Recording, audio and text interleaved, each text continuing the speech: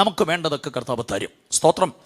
വിശ്വസിക്കുന്നുണ്ടോ? അങ്ങനെ നമുക്ക് ഈ രാത്രി വേണ്ടതെല്ലാം കർത്താവ് എന്ത് ചെയ്യും? നൽകി തരും. Price the Lord. അതിന് പ്രാർത്ഥനയോടെ നമുക്കായിരിക്കാം. ഓക്കെ, ആ തികഞ്ഞവർ എന്നുള്ളത് രണ്ടാമത് ചിന്തിക്കുന്നു. ദൈവഹിതം സംബന്ധിച്ച് പൂർണ്ണ നിശ്ചയമുള്ളവരാകുക എന്നുള്ളത് ആദ്യം ചിന്തിക്കുന്നു. ഓക്കെ, സന്തോഷമാണോ?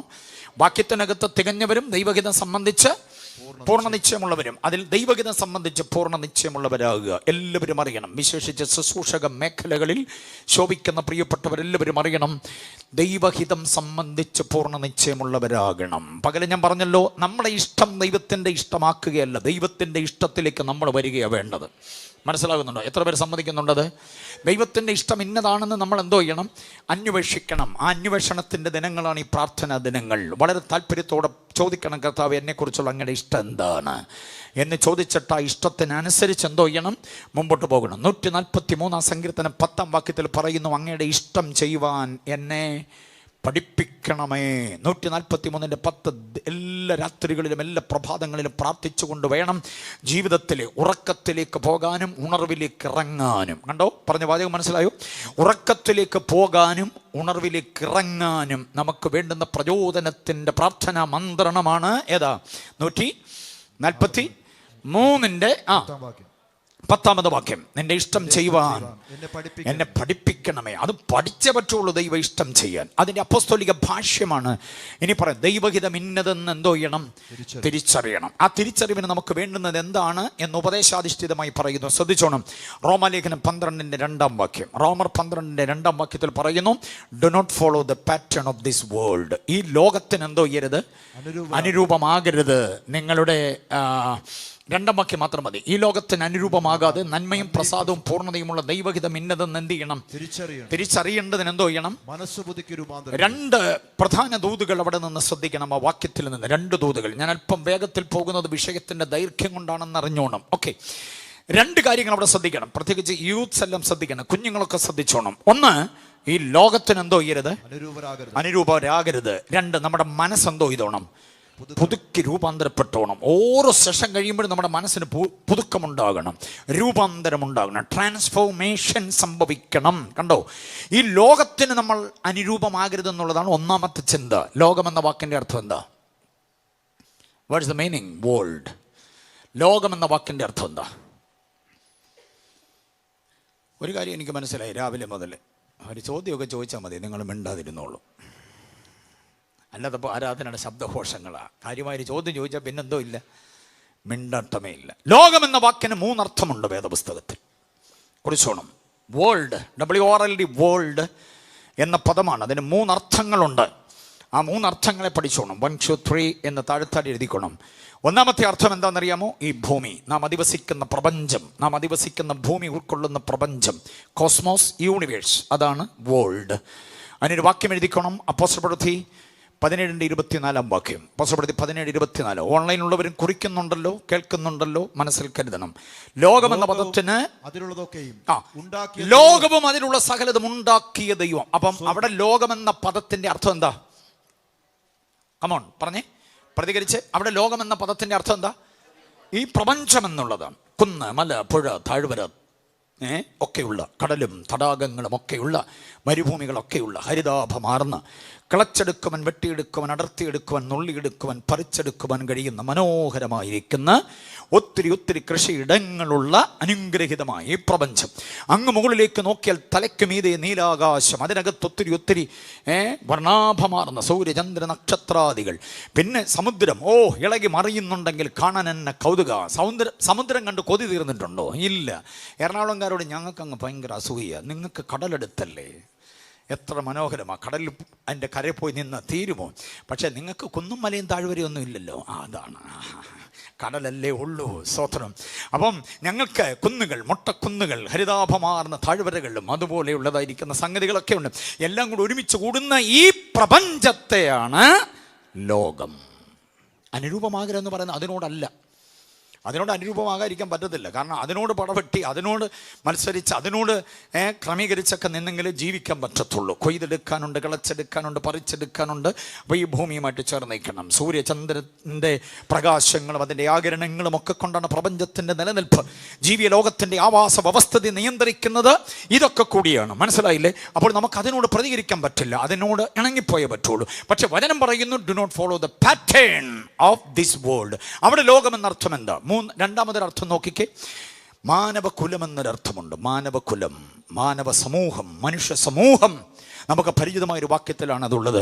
ആരും നശിച്ചു പോകാതിരിക്കേണ്ടതിന് ദൈവം അവനെ നൽകുവാൻ തക്കവണ്ണം. ബാക്കി പറ. ലോകത്തെ സ്നേഹിച്ചു. അവിടെ ലോകമെന്ന പദമാണ്. യോഹന്നാൻ 3:16 ലോകമെന്ന പദമാണ്. അവിടെ ലോകമെന്ന് പറയുന്നത് കോസ്മോസിനെ അല്ല, യൂണിവേഴ്സിനെ അല്ല, പ്രപഞ്ചത്തെ അല്ല, ഈ ഭൂമിയെ അല്ല. പിന്നെന്തോ ഉദ്ദേശിക്കുന്നത്? മാനവകുലത്തെയാണ്, മനുഷ്യകുലത്തെയാണ്. ആ മനുഷ്യകുലത്തിനകത്ത് കറുത്തവനില്ല, വെളുത്തവനില്ല, അമേരിക്കക്കാരൻ, ആഫ്രിക്കക്കാരൻ വ്യത്യാസമില്ല, ആദിവാസി അവസാനവാസി എന്നൊന്നും വ്യത്യാസമില്ല, ഭിക്ഷക്കാരനും സമ്പന്നനെന്ന് വ്യത്യാസമില്ല. കണ്ടില്ലേ? എല്ലാ മാനവകുലത്തെയും കൂടെ, സകല മനുഷ്യ സമൂഹത്തെയും കൂടെ ചേർത്ത് പറയുന്ന ഒരൊറ്റ പദമാണേത്? ലോകം എന്ന് പറയുന്ന പദം. കണ്ടോ? യോഹന്നാൻ 3:16 വാക്യത്തിൽ. അപ്പം അപ്പോസ്തലപ്രവൃത്തി 17:24 ലോകമെന്ന് ഉപയോഗിച്ചിരിക്കുന്നത് അവിടെ ഉപയോഗിച്ചിരിക്കുന്ന പദം യൂണിവേഴ്സിനെയാണെങ്കിൽ, ഇവിടെ ലോകമെന്ന് ഉപയോഗിച്ചിരിക്കുന്നത് എന്തിനെയാണ്? മാനവകുലത്തെ. പക്ഷേ റോമർ 12:2 ലോകം അപ്പം എന്തുവാണെന്ന് പഠിക്കണം. എന്താണ് ലോകം? ശ്രദ്ധിച്ച് കേൾക്കണേ. അവിടെ ഉപയോഗിക്കുന്ന ലോകമെന്ന് പറയുന്നത് ദ സൈറ്റാനിക് സിസ്റ്റം, സാത്താന്യ വ്യവസ്ഥിതിയാണ്. സാത്താന്യമായ ഒരു സിസ്റ്റമുണ്ട് ഇവിടെ, അധമമായൊരു സിസ്റ്റമുണ്ട്. ആ സിസ്റ്റത്തെയാണ് എന്തോ വിളിക്കുന്നത്? കായിക ലോകം എന്ന് കേട്ടിട്ടുണ്ടോ? രാഷ്ട്രീയ ലോകം എന്ന് കേട്ടിട്ടുണ്ടോ? സാഹിത്യ ലോകം എന്ന് കേട്ടിട്ടുണ്ടോ? അങ്ങനെയൊക്കെയുള്ള ലോകം അതൊരു വ്യവസ്ഥിതിയാണ്, ഒരു സിസ്റ്റത്തെയാണ് ഉദ്ദേശിക്കുന്നത്. അങ്ങനെയാണെങ്കിൽ റോം ഉദ്ദേശിക്കുന്ന എന്തുവാണ്? അർത്ഥം എന്തുവാണ്? സാത്താന്യ വ്യവസ്ഥിതി. ഈ ലോകത്തിന്റെ ദൈവമായിരിക്കുന്ന പിശാചിനാൽ നിയന്ത്രിതമാക്കപ്പെടുന്ന ഒരു അധമ വ്യവസ്ഥിതി. ശ്രദ്ധിച്ച് കേട്ടെ, യൂത്ത്സ് ഒക്കെ ശ്രദ്ധിച്ച്. ആ വ്യവസ്ഥിതിയിലാണ് മദ്യം, ആ വ്യവസ്ഥിതിയിലാണ് ലഹരി പദാർത്ഥങ്ങൾ, ആ വ്യവസ്ഥിതിയിലാണ് കുത്തലിഞ്ഞ ലൈംഗികത, ആ വ്യവസ്ഥിതിയിലാണ് ധാർഷ്ട്യം, ധിക്കാരം, താൻപോര്യം, അഹങ്കാരം. ആ വ്യവസ്ഥിതിയിലാണ് അപ്പനെ അനുസരിക്കാത്ത, അമ്മയെ അനുസരിക്കാത്ത ഒരുമാതിരി വല്ലാത്ത പ്രകൃതം, മൃഗീയമായ പ്രകൃതം, ഭാര്യയോട് അവിശ്വസ്തത കാട്ടുന്ന, ഭർത്താവിനോട് അവിശ്വസ്തത കാട്ടുന്ന പ്രകൃതങ്ങളെല്ലാം ഈ വ്യവസ്ഥിതിയിലാണുള്ളത്. ഇനി ശ്രദ്ധിച്ച് കേട്ടെ, ആഭിചാരം വ്യവസ്ഥിതിയുടെ ഭാഗമാണ്. കണ്ടോ? മന്ത്രവാദം, മറ്റു തരമായിരിക്കുന്ന അന്യദൈവ ആരാധന, ദൈവമല്ലാത്തതിനെ പ്രണയിക്കുക, ഉപാസന കഴിക്കുക, അതിനു മുമ്പിൽ കുമ്പിടുക, യാഗ യോഗ കർമ്മ കാണ്ഡങ്ങളെല്ലാം ആ വ്യവസ്ഥിതിയുടെ ഭാഗമാണ്, ലോകത്തിൻ്റെ ഭാഗമാണ്. ഉണ്ടാക്കി വെച്ച വിഗ്രഹങ്ങളെ ആരാധിക്കുന്നത് ലോക വ്യവസ്ഥിതിയാണ്. കണ്ടോ? അതുകൊണ്ടാണ് അതിന് ആഭിചാരം. മറ്റൊരു ഭയങ്കര ദൂഷ്യം ലോകത്തിനുണ്ട്. എന്താ? വ്യഭിചാരം. കണ്ടോ? വ്യഭിചാരം, ദുർനടപ്പടക്കമുള്ള സകല സംഗതികളും ലോകവ്യവസ്ഥിതിയാണ്. എന്താ വ്യഭിചാരം എന്ന വാക്കിൻ്റെ അർത്ഥം? എന്താ ദുർനട? പരസംഗം എന്ന വാക്കിൻ്റെ അർത്ഥം ഇതൊക്കെ നന്നായിട്ട് പഠിക്കണം. പരസംഗം എന്ന് പറയുന്നത് വിവാഹപൂർവ്വ ലൈംഗികതയാണ്. വിവാഹത്തിലേക്ക് പ്രവേശിക്കുന്നതിന് മുൻപ് ഒരു ഒരു യുവതിയോ ശരീരം സെക്സിന് വേണ്ടി പങ്കിട്ടാൽ അതിനെയാണ് എന്തോ പറയുന്നത്? പരസംഗം. വിവാഹ അനന്തരം ഭാര്യ അറിയാതെ ഭർത്താവോ, ഭർത്താവ് അറിയാതെ ഭാര്യയോ അബദ്ധസഞ്ചാരം ചെയ്താൽ അതിനെയാണ് വ്യഭിചാരം എന്ന് പറയുന്നത്. രണ്ടിനും തല്ലു വാങ്ങിച്ച് കിട്ടും. ദൈവം തല്ലും, ഓടിച്ച് കളയും ദൈവം. മനസ്സിലായോ? വിവാഹത്തിന് മുമ്പ് ശരീരത്തെ വേറെ ആർക്കും വിട്ടുകൊടുക്കരുത്.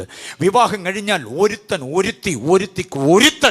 ഈ വ്യവസ്ഥിതി വിട്ടുപോകരുത്. ആ വേലിക്കെട്ട് പൊട്ടിപ്പോകാതെ സൂക്ഷിക്കണം, ഇല്ലെങ്കിൽ തല്ലു വാങ്ങിക്കും. അതിനൊന്നും എന്താ സ്വോത്രം പറയാത്തെ? പേടിച്ചിരിക്കുകയാണ്. Praise the lord. പരസംഗത്തിനും വ്യഭിചാരത്തിനും തല്ല് എക്സ്ട്രായാണ്. കാരണം എന്താണെന്നറിയാമോ? പ്രത്യേകിച്ച് ദമ്പതികൾ, ഞാൻ അങ്ങയെ മാത്രം സ്നേഹിച്ച് സുഖത്തിലും ദുഃഖത്തിലും സമ്പത്തിലും ദാരിദ്ര്യത്തിലും ആരോഗ്യത്തിലും അനാരോഗ്യത്തിലും പടപടപടപടാന്ന് കാർമികൻ പറഞ്ഞു കൊടുക്കുന്ന വാക്കുകളെ കോർത്തിണക്കിക്കൊണ്ട് ഉഭയസമ്മതം പറയാറില്ലേ? പറഞ്ഞത് ഓർക്കുന്നുണ്ടോ? ആ ദിവസം ഓർമ്മയിലുണ്ടോ? ഉണ്ടാകണം. ചിലരുടെ മുഖമൊക്കെ കണ്ടിട്ട് അന്ന് ഓർപ്പിക്കാതെ പാസ്റ്ററേ, ഞങ്ങൾ മനഃപൂർവ്വം മറക്കാൻ ശ്രമിക്കുന്ന ആ ദിവസം ഒന്ന് ഓർപ്പിക്കാതെ എന്ന് ആ ഒരു ഭാവത്തിൽ ഇരുന്ന് കളയുന്നു. സ്തോത്രം. മറക്കാൻ പറ്റുമോ നമുക്ക് ആ ദിവസം? ബിജു പാസ്റ്റർ പറഞ്ഞു തന്ന ഞങ്ങൾ ഒന്നിച്ച് വിവാഹ ശുശ്രൂഷയിൽ സംബന്ധിച്ചിട്ടുണ്ട് അല്ലേ? പാസ്റ്റർ ചെയ്തെടുത്തവർ ബ്ലസൻ്റെ വിവാഹം ഞങ്ങൾ ഒരുമിച്ചുണ്ടായിരുന്നു. ഞാൻ പ്രസംഗിക്കാനും അദ്ദേഹം കാർമിക ശുശ്രൂഷയും വളരെ മനോഹരമായിട്ട് അദ്ദേഹം അത് ചെയ്തു. എനിക്ക് ഭയങ്കര സന്തോഷം തോന്നി. അപ്പം ഞാൻ പറഞ്ഞു വരുന്നത്, കാർമ്മികൻ ഇത് പറഞ്ഞു തരുന്ന ആ പദപ്രയോഗങ്ങൾക്ക് മാറ്റമില്ലാതെ നമ്മൾ കൃത്യതയോടെ അത് പറയുമ്പോൾ അത് ബിജുപാസോട് മാത്രമല്ല നിങ്ങൾ പറഞ്ഞത്, പരിശുദ്ധ തൃത്വത്തോടാണ് പറഞ്ഞത്. ബിജുപാസയുടെ നേതൃത്വത്തിൽ നിങ്ങൾ പരിശുദ്ധ തൃത്വത്തോടാണ് പറഞ്ഞത്. പിതാവ്, പുത്രൻ, പരിശുദ്ധ ആദർശ ദൂതഗണങ്ങൾ, നമ്മളെ ജനിപ്പിച്ച മാതാപിതാക്കളുടെ എല്ലാം കേൾക്കലാണ് പറഞ്ഞത്. അങ്ങനെ വരുമ്പോൾ ആ പറഞ്ഞ ഉഭയസമ്മതത്തിന് പരിക്കു പറ്റിയാൽ അടി വാങ്ങിക്കുമെന്നാണ് ഞാൻ പറഞ്ഞേ. മനസ്സിലായില്ലേ? സ്വതന്ത്രം. അതുപോലെ വരാനിരിക്കുന്ന ദൈവം തരാനിരിക്കുന്ന ജീവിത പങ്കാളിയുടെ മുമ്പിൽ സംശുദ്ധമായൊരു ശരീര വ്യവസ്ഥിതി സമർപ്പിക്കാൻ പറ്റാതെ പോയാൽ അത് ദൈവത്തോടും ദൈവം തരാനിരിക്കുന്ന ജീവിത പങ്കാളിയോടുമുള്ള അവിശ്വസ്തതയാണ്. അതിനും അടി വാങ്ങിക്കും. മനസ്സിലായോ? അപ്പം ഞാൻ പറഞ്ഞു വന്നത് ഇതെല്ലാം ലോകത്തിൻ്റെ ലക്ഷണമാണ്, ലോകത്തിൻ്റെ ഗതികേടുകളാണ്. ഈ ലോകത്തോട് നമ്മൾ എന്തോ ചെയ്യരുത്? അനുരൂപമാകരുത്. ഒന്നാമത്തേത് അതാണ്. രണ്ടാമത്തേത് മനസ്സ് പുതുക്കി എന്തോ ചെയ്യണം? മനസ്സ് പുതുക്കി രൂപാന്തരപ്പെടണം. ഈ രണ്ട് കാര്യങ്ങൾ ചെയ്താൽ ദൈവഹിതം ഇന്നതാണെന്ന് നമുക്കറിയാം. ദൈവഹിതം തിരിച്ചറിയാൻ ഈ രണ്ട് കാര്യങ്ങൾ ചെയ്തേ പറ്റൂ. ഇതിനകത്തൊരു തീക്ഷ്ണമായ തിയോളജി ഞാൻ പറയട്ടെ, ശ്രദ്ധിച്ചോണം. ഇവിടെ ഇരിക്കുന്ന എല്ലാവരും, ഓൺലൈൻ ഇരിക്കുന്നവർ ശ്രദ്ധിച്ചോണം. ഇതിനകത്തൊരു ഗംഭീരമായ ചിന്തയുണ്ട്. ഈ ലോകത്തിന് എന്തോ ചെയ്യരുതെന്നാ പറഞ്ഞേ? അനുരൂപമാകാതിരുന്നാൽ കർത്താവ് ഇറങ്ങി വന്ന് നമ്മെ തൻ്റെ രൂപത്തോട് അനുരൂപമാക്കും. എത്ര പേർക്ക് മനസ്സിലായി ആത്മീക ചിന്ത? നമ്മൾ പാർക്കുന്ന ഈ ലോകത്തിൽ സാധാന്യമായൊരു വ്യവസ്ഥിതിയുണ്ട്. ആ വ്യവസ്ഥിതിയോട് അനുരൂപമാകാതെ വേറിട്ട് നിൽക്കുന്നവരെ തന്നോട് അനുരൂപമാക്കാനാണ് കർത്താവ് വരുന്നേ. എവിടെ വാക്യം? അപ്പൊ റോമർ 12:2 ഫിലിപ്പിയർ 3:21 കൂടെ ഒരുമിച്ച് കൂട്ടി ഇണക്കണം. ഏതൊക്കെയാ വാക്യം ഞാൻ പറഞ്ഞേ?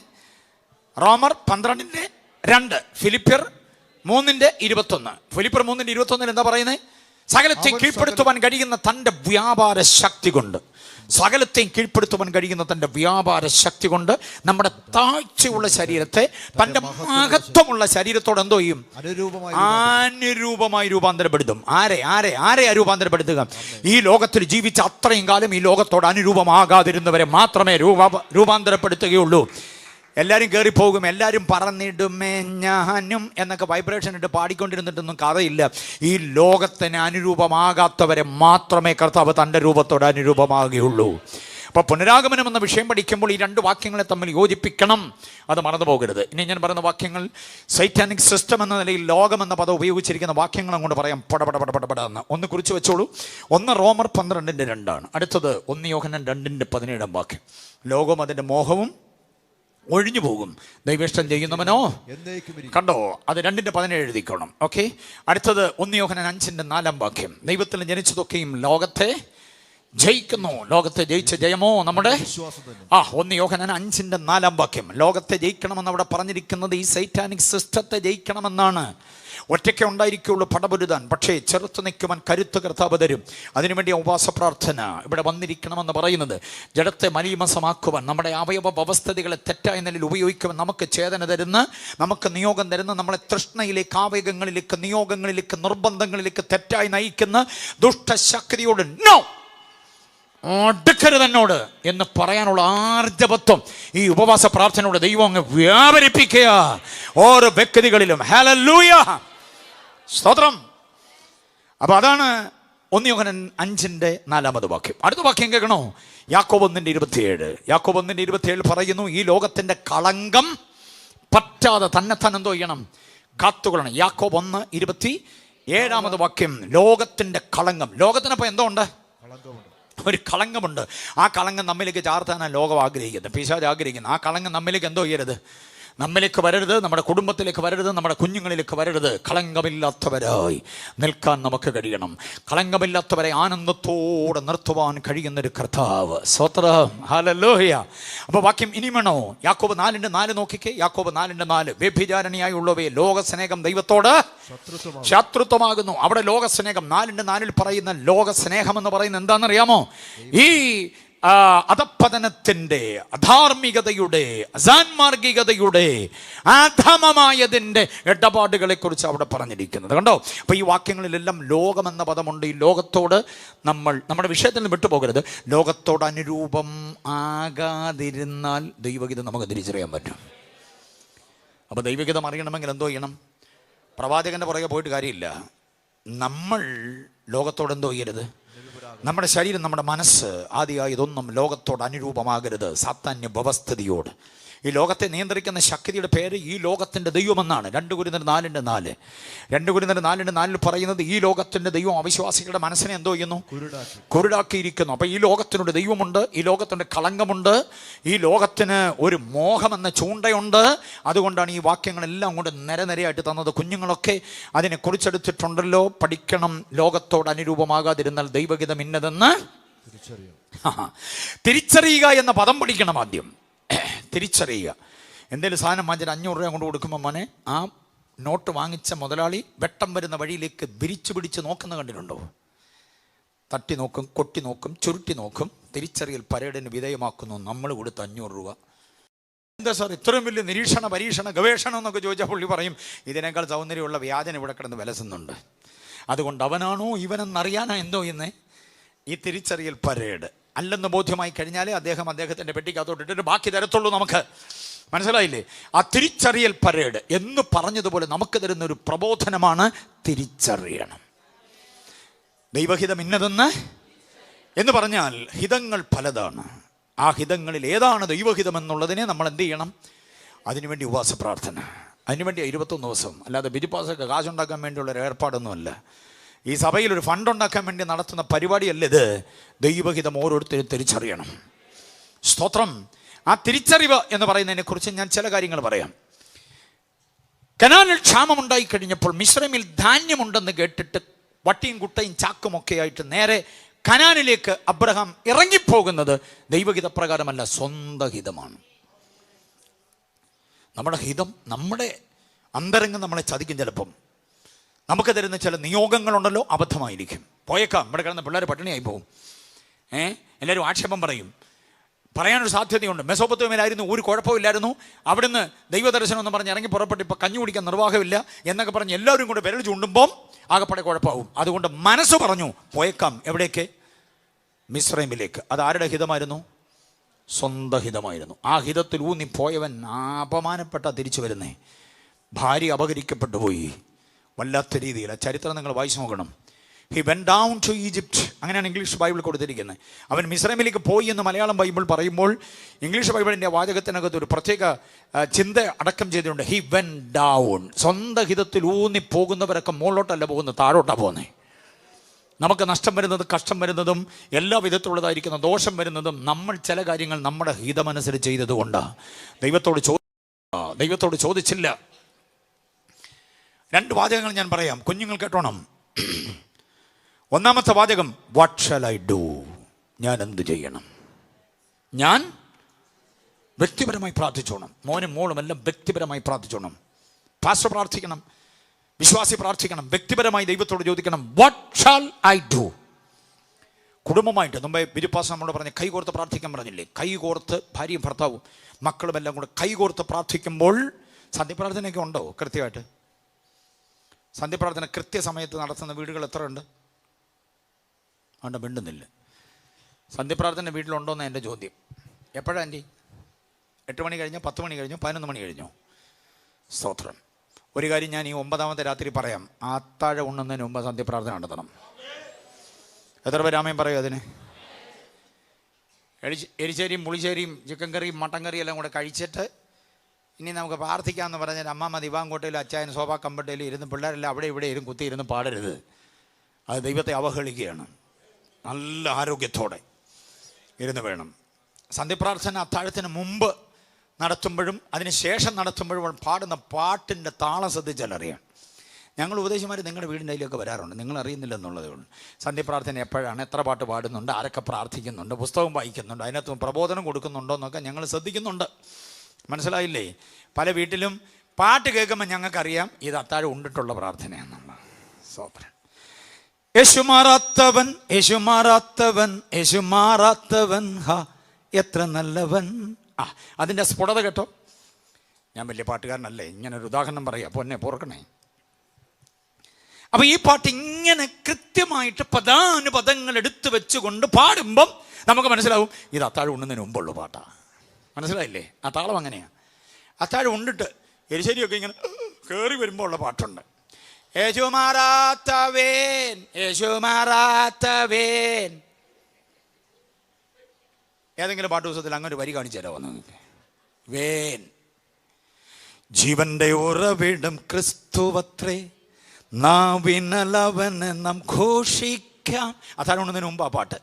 അത്താഴം ഉണ്ട് കഴിയുമ്പം ഈവന്റെ ഉറവിടം ക്രിസ്തു, അങ്ങനെ പോവും. പാട്ടിൻ്റെ വ്യത്യാസം മനസ്സിലായോ? അന്ന് വായിക്കേണ്ടിയിരുന്ന സങ്കീർത്തനം 118 ഒരു അമ്മാമ്മ പറയുക, മോളെ 117 വായിക്കാൻ. അത്താഴം ഉണ്ട് കഴിഞ്ഞ് 118 മൊത്തം വായിച്ച് തീരുന്നിടം വരെ ഇരിക്കാനുള്ള നിർവാഹം ഇല്ല. 117 ആകുമ്പം അയ്യോ, അങ്ങനെയും കൂടെ കുഞ്ഞു കുഞ്ഞു സങ്കീർത്തനങ്ങൾ തന്നതിനായി ദൈവത്തിന് സ്തോത്രം. ഇല്ലേ നമ്മൾ കുഴഞ്ഞു പോയതേ ഉള്ളൂ. എല്ലാ സങ്കീർത്തനവും 119 പോലെ ആയിരുന്നെങ്കിലുള്ള അവസ്ഥയൊന്ന് ആലോചിച്ച് നോക്കി. ഓക്കെ, അപ്പം ഇങ്ങനെ സന്ധ്യപ്രാർത്ഥന ചതച്ച് വാരുന്ന ഒത്തിരി കുടുംബങ്ങളുണ്ട്. അതിൻ്റെ ദോഷം നമ്മുടെ വീടിനുണ്ടെന്ന് പഠിക്കേ. പ്രഭാത പ്രാർത്ഥന ഉണ്ടോ?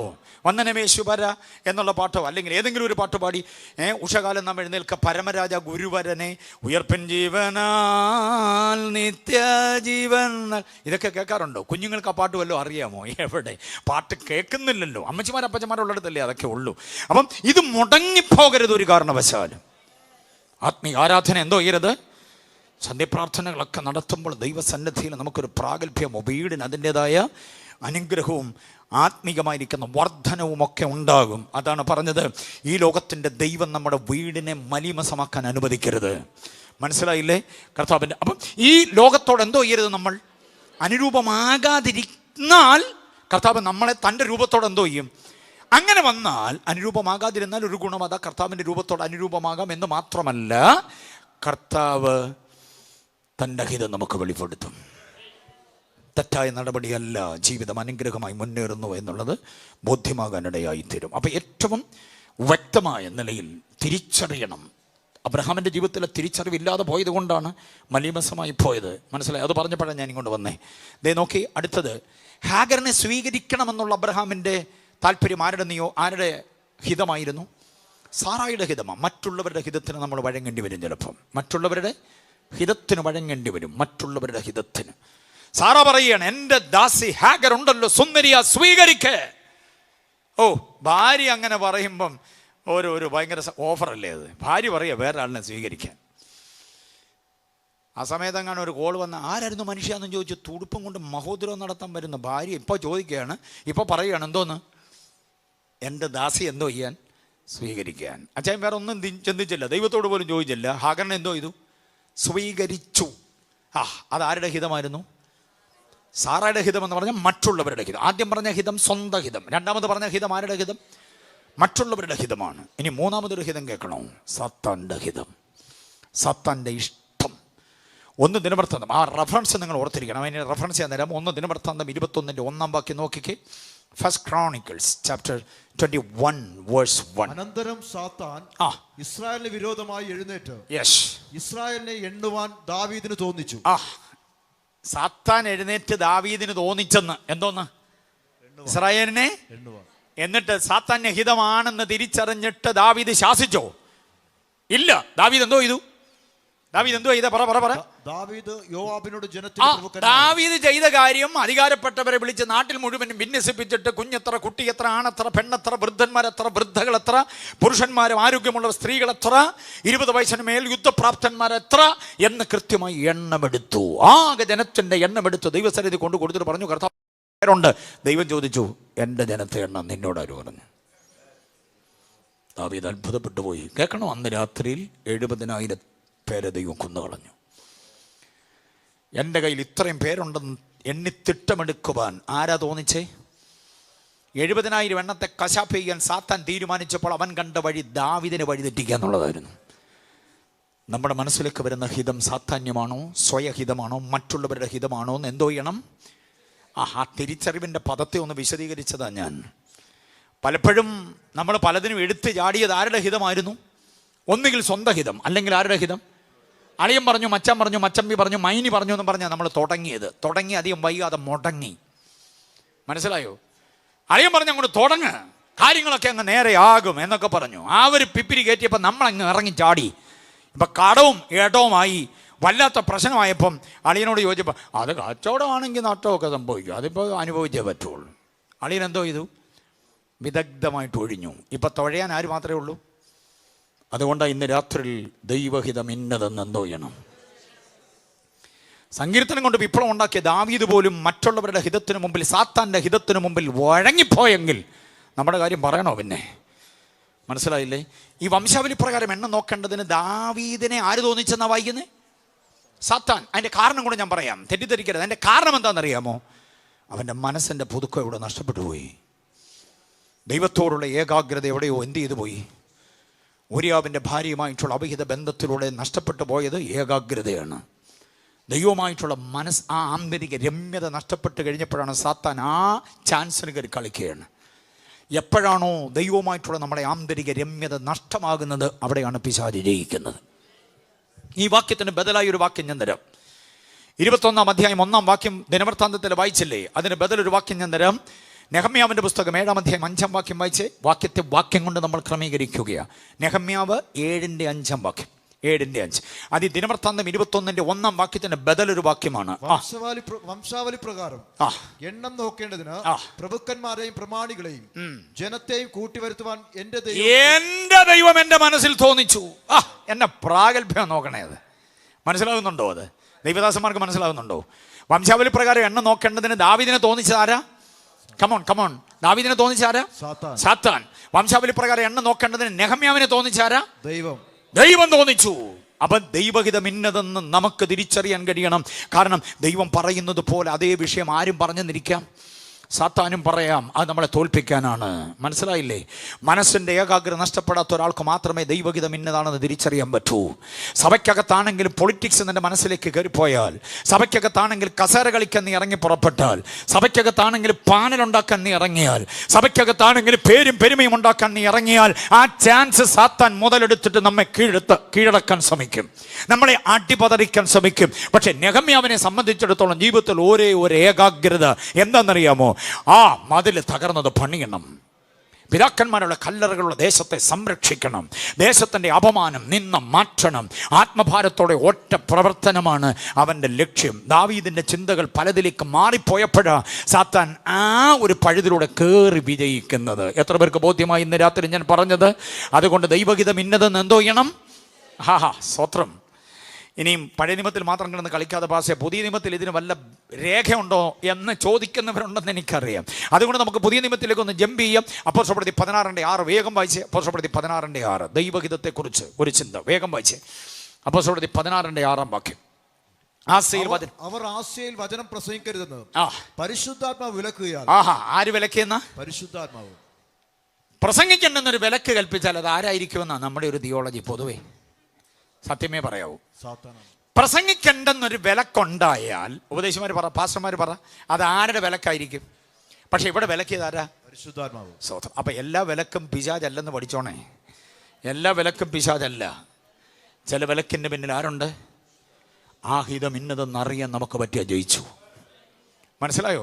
പരിശുദ്ധാത്മാവ് വിലക്കി എന്നാ പിന്നെ പാക്കപ്പ് ആൻഡ് ഗോ. എന്തിനും പഠിക്കുന്നില്ല. 6-ാം വാക്യത്തിൽ 16-ന്റെ 6-ാം വാക്യത്തിൽ ആസയിൽ പ്രസംഗിക്കണമെന്ന് പരിശുദ്ധാത്മ വിലക്കി. അത് മനസ്സിലായിട്ട് അടുത്ത ജംഗ്ഷൻ മീശ കടന്ന് ബിഥുന്നയിലെത്തി അവിടെ പ്രസംഗിക്കാൻ തുടങ്ങിയപ്പോൾ യേശുവിൻ്റെ ആത്മാവ് സമ്മതിച്ചില്ല. ഇവിടെയും പ്രസംഗിക്കണ്ട. മനസ്സിലായില്ലേ? നമുക്ക് പറ്റുന്ന കുഴപ്പം ഇതാ. അപ്പം പരിശുദ്ധാത്മം എന്തോ ചെയ്യാം?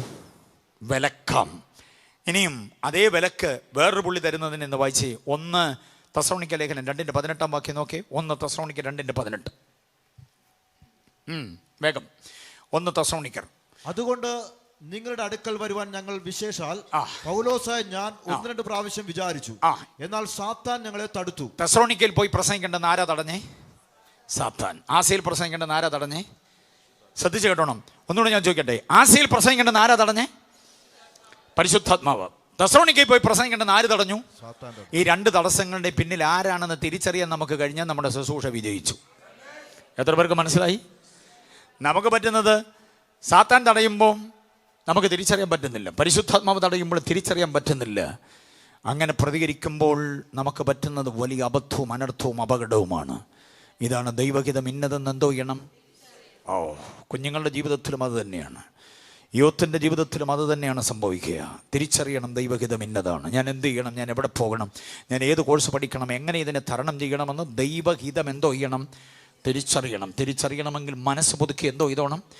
മനസ്സിന് ദോഷം ഭവിക്കരുത്, മനസ്സിന് ക്ലാവ് പറ്റരുത്, മനസ്സിന് പാപരാഗങ്ങൾ സംഭവിക്കാതിരിക്കണം. ഇതിൻ്റെ തുടർച്ച എന്ന നിലയിൽ നമ്മൾ തികവിനെക്കുറിച്ച് ഇനി ചിന്തിക്കുന്നു. അല്പസമയം കൂടെ. സന്തോഷമാണോ? ഈ ബോധ്യമായോ? ഈ ചിന്തകൾ ബോധ്യമായോ? മനസ്സ് പുതുക്കി നമ്മൾ എന്തോ ചെയ്യണം? എങ്കിലേ ദൈവഹിതം ഇന്നതെന്ന് തിരിച്ചറിയാൻ പറ്റുകയുള്ളൂ. എപ്പോഴും പ്രാർത്ഥിച്ചോണം, കർത്താവേ അങ്ങയുടെ ഇഷ്ടം ഇന്നതെന്ന് തിരിച്ചറിയുവാൻ എന്നെ സഹായിക്കണമേ. കരങ്ങൾ ഉയർത്തി കർത്താവിനെ ഒന്നുകൂടെ സ്തുതിച്ച് ഇനിയും നമ്മൾ തികവിനെക്കുറിച്ച് ചിന്തിക്കാൻ പോവുകയാണ്. നിങ്ങൾ തികഞ്ഞവരാകണം. ഏതെല്ലാം മേഖലയിലാണ് തികഞ്ഞവരാകേണ്ടത്? 21 ദിവസം അനുഗ്രഹിക്കപ്പെട്ട ഈ ആലയത്തിനകത്ത്, ദൈവസാന്നിധ്യം ഓളം വെട്ടുന്ന ഈ ആലയത്തിനകത്ത് വന്നിരിക്കുന്ന നിങ്ങളെല്ലാവരും തികഞ്ഞവരാകണം. നമ്മളെല്ലാവരും തികഞ്ഞവരാകണം.